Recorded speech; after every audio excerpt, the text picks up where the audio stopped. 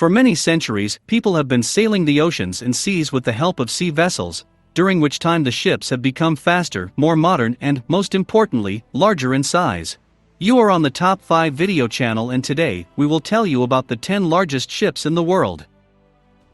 The Mozah is the first ship in the Q-Max family of tankers, which is designed to transport liquefied natural gas from fields near Qatar. Designed and built in South Korea. A total of 14 ships of the Q-Max type are currently in operation. One of the largest passenger liners in the world, the Queen Mary II transatlantic cruise ship is capable of transporting up to 2,620 passengers across the ocean with all the amenities. Designed and built by the French company Chantiers de l'Atlantique. In addition to 15 restaurants, a casino, and a theater on board, Queen Mary II also has the first ship planetarium. The Oasis cruise ship class includes 2 twin ships, and both are the largest of their class in the world. True, Allure of the Seas is still 50 mm longer than the Oasis in the Seas, which is why it takes the 8th position. The maximum number of passengers that this liner can carry is 6,296 people, and the crew is 2,384. To list all the entertainment offered on board, you will need to write a separate article. This is a real floating city. From an ice rink, a golf course and many shops and bars to a whole park with exotic trees and other unusual plants.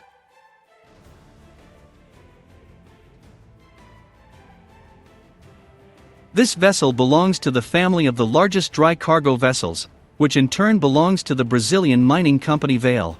Designed to transport or from Brazil to the USA.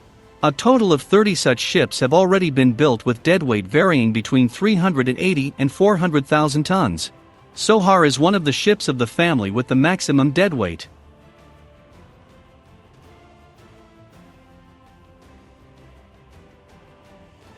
The TI-class double-hull ships are currently the largest operating ships in the world in terms of deadweight and gross tonnage. In total, 4 identical ships were commissioned: TI Oceania, TI Africa and TI Asia, TI Europe, under the flag of Belgium. In 2010, Asia and Africa met the fate of their transformation into floating storage and offloading platforms, FSOs, and now serve as one of the offshore oil fields near Qatar. The first of 8 identical E-class container ships from the Danish company Maersk Group.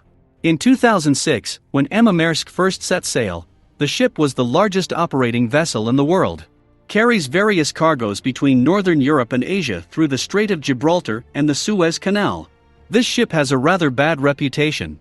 During its construction, there was a major fire, and in 2013, as a result of damage to one of the engines, it lost controllability right in the Suez Canal. There was no talk of flooding, however, and management was restored. In Europe, Emma has been criticized for using sulfurous fuels.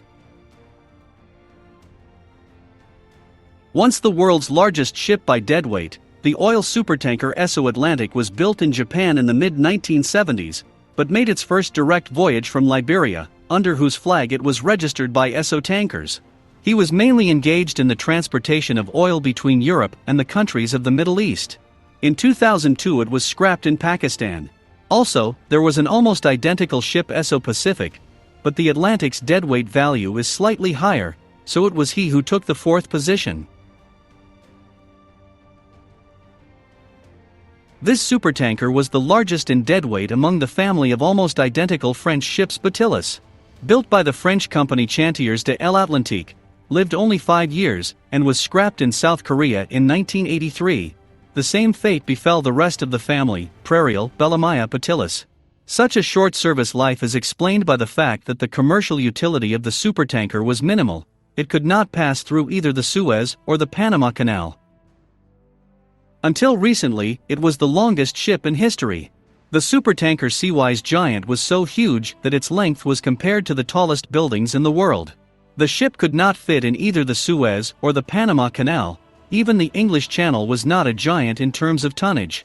During the Iran-Iraq War in 1988, the ship was seriously damaged by an Iraqi Air Force missile while transporting Iranian oil in the Persian Gulf.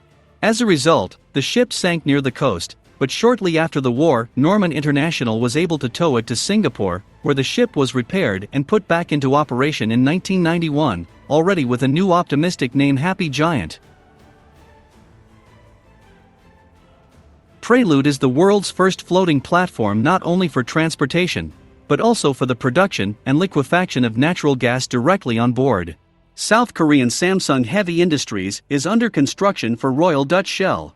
Essentially a mobile gas processing plant, Prelude is already the largest floating facility ever built by man. By 2017, when the construction of all high-tech components on the hull is complete, the first seabed drilling is planned off the coast of Australia.